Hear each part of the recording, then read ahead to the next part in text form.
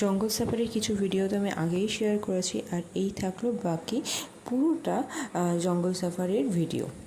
না, পুরোটা বলা ভুল হবে, কারণ এর মধ্যে কিছু কিছু ট্রেলিং পার্ট আছে যেগুলো আমি শেয়ার করিনি, সেটা আমি আলাদা কোনো ভিডিওতে শেয়ার করব। আর এই থাকলো মোটামুটি ওভারঅল ভিডিও।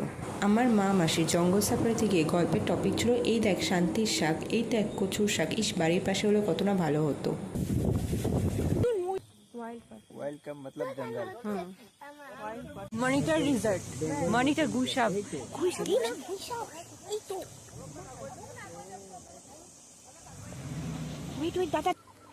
আর গোটা জঙ্গল সাফারিতে নামার কোনো রকম কোনো রুলস নেই, শুধুমাত্র যেখানে দেখলে আমরা থেমেছিলাম ওখানেই বাথরুম বা জলের জন্য থামা যাবে, বাকি আর কোথাও থামার কোনো রুলস ছিল না বা নামারও কোনো রুলস ছিল না। আর আরেকটা কথা যেটা আমি জঙ্গল সাফারি থেকে খুব ভালো মতো রিয়েলাইজ করেছি, যে আমাদের ন্যাশনাল ভাব হয় ও ভীষণ অহংকারী, না হয় ও একটু লাজক টাইপের, কারণ ও যেন আমাদের দেখাই দিতে চাচ্ছিল না। অবশ্যই আমরা বে টাইমে গিয়েছি, ঘাসগুলো একটু বড়ই হয়ে গিয়েছিল, আর ঘাসের পেছনে পেছনে ও যেন লুকিয়ে মানে জাস্ট উকি মারছে আমাদেরকে দেখ।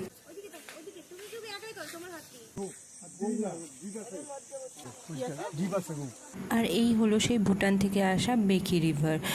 এই রিভারের ওই সাইডটাতেই ছিল ভুটান। ভুটানের ওই পার্টটাতে যদিও আমাদের যাওয়া হয়নি, ওটা রয়্যাল মানুষ নামে পরিচিত আর কি।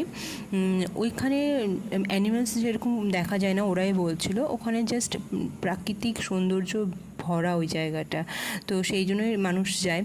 আমরা তো এমনিতেই দুপুর টাইমে রওনা দিয়েছিলাম, তো আমাদের ফিরতে ফিরতে এমনি সন্ধ্যা হয়ে গিয়েছে, আমাদের হাতে টাইমও ছিল না। তাছাড়া আমরা বাড়ি থেকে ডিসাইড করে গিয়েছিলাম যে রয়্যাল মানুষে আমরা যাব না।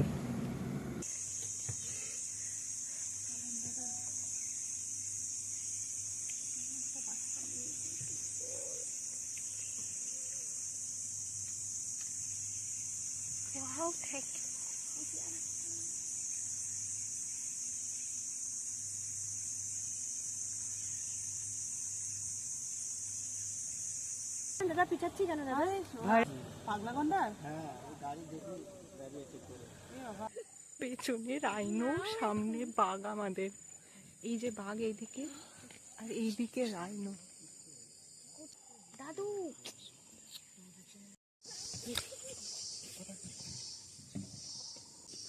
এই গাড়িটার সামনে, এই গাড়িটার সামনে।